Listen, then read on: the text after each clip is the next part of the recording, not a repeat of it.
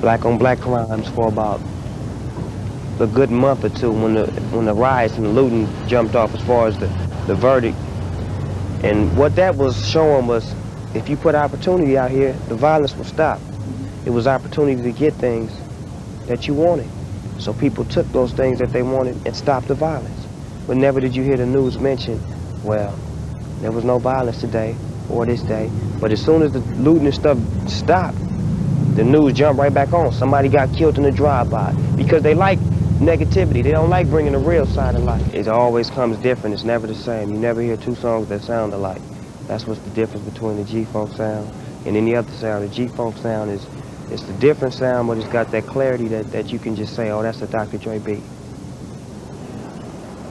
And what about the production techniques in the studio? Is there anything you think that, I know you don't want to give away any secrets, but I think there's anything special that Dre pays attention to them? Yeah, he opens his mind for constructive criticism, and that's what's important, because the level he's at, a lot of people will feel that he don't have to listen to nobody, but he always allows himself to take that criticism because he knows that there's other ears out there that might hear something that he ain't hear. What the Canadian fans like, they like that deep cover. Yeah. That creep with me as I crawl through the hood, maniac, lunatic, calling Snoop Eastwood, kicking dust as I bust police. You know what I'm saying? I was just laid back on that song. That song was like, when I wrote that song, it was like a whole lot of frustration was on my mind, and I was hungry as far as wanting to work. And I put my whole heart on the line with that song. That's probably why so many people felt me off of that song and really, you know what I'm saying, wanted to dig into the vibe of Snoop Dogg and see what's really going on, because that song was so real and was so from the heart. Mm-hmm. You know, one thing that I wasn't aware of, but perhaps there was some heat for that, Ice-T took so much heat with Body Count, and at the same point in time, you know, what you guys were talking about on that record was something pretty serious, but it was like you guys didn't seem to take any flack. I feel the reason why we got away with it because our dialogue was basically centered around a movie. And I mean, the movie was called 𝗕𝗥𝗪𝗡. It was the tale of an undercover cop becoming a criminal, but still playing the role of an undercover cop. So, and the way I put it down was like, the rap went with the movie. But then again, it didn't go with the movie because I wrote the rap before I seen the movie. So, you know, it's like, you know, the movie took out the flack for us as far as, you know, trying to get at the police and this and that, you know, but Ice-T didn't have no movie or nothing like that behind him, so, you know, they just felt him as a target. So they just shot him down like that. But, I mean, if he's strong, he'll bounce back and get back on his feet and do what he's supposed to do, you know what I'm saying, because he's a true legend to this guy. What's your name? Lauren, and her name's Dana. How you spell Lauren? L-A-U-R-E-N.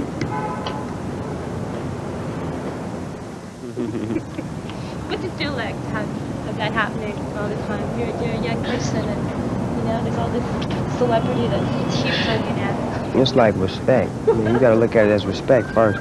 People have a lot of respect for my music first before they have a respect for me as a person, because you don't know me as a person until you get my music, then meet me. So I feel that when things like that happen, people respect my music and they let me know that rap is here to stay, not to die. From the depths of the sea, back to the block, Snoop Doggy Dogg, funky as the fuck. Did you feel a lot of pressure with the release coming out? No, I didn't feel no pressure because it's just another day at the office for me. I mean, putting together my album was like exciting because it was like a 12-year wait. I waited 12 years to become a solo rap artist, and now it's like, boom, I get to do it. Crawling, Yiggy, yes, yolin', Snoop Doggy Dogg in the house with the pound like every day, and I'm right back up in your with party record. Exactly. You could just put it on at a party and let it ride from beginning to the end, and everybody will enjoy this stuff. That's what our mission was when we set out to do it, was to make music that make people happy.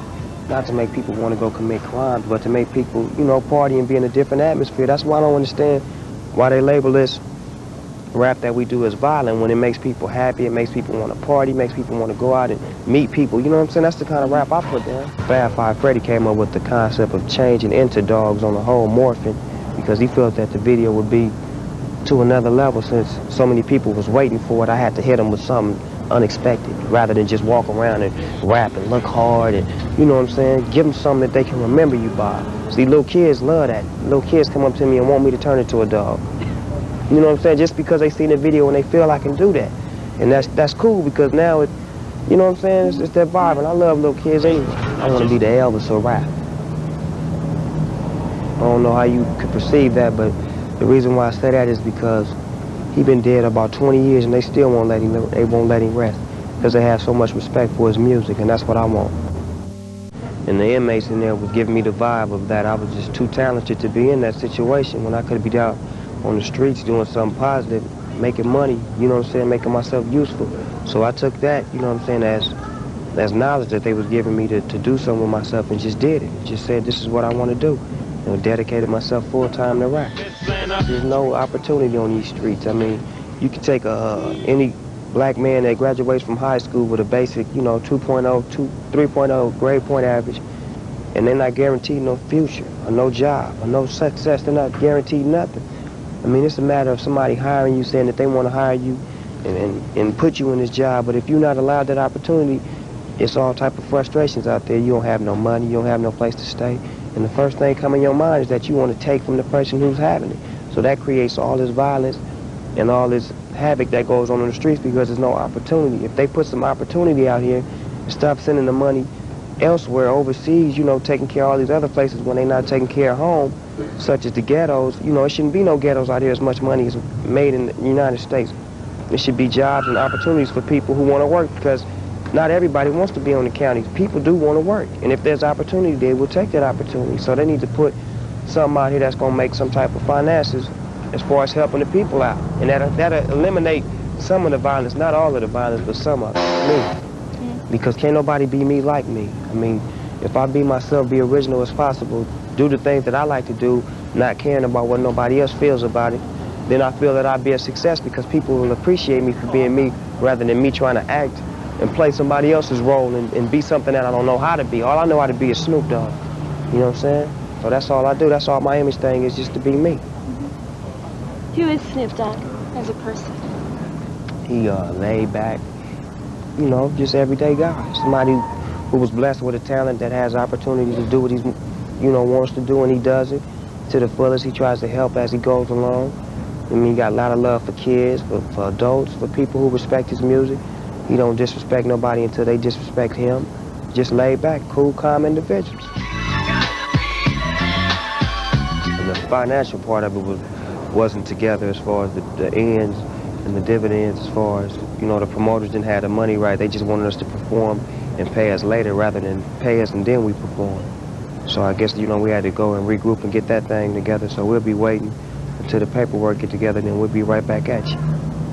When do you think that'll happen? Probably beginning of March, we should be back on the road, a full tour, chronic Doggystyle tour.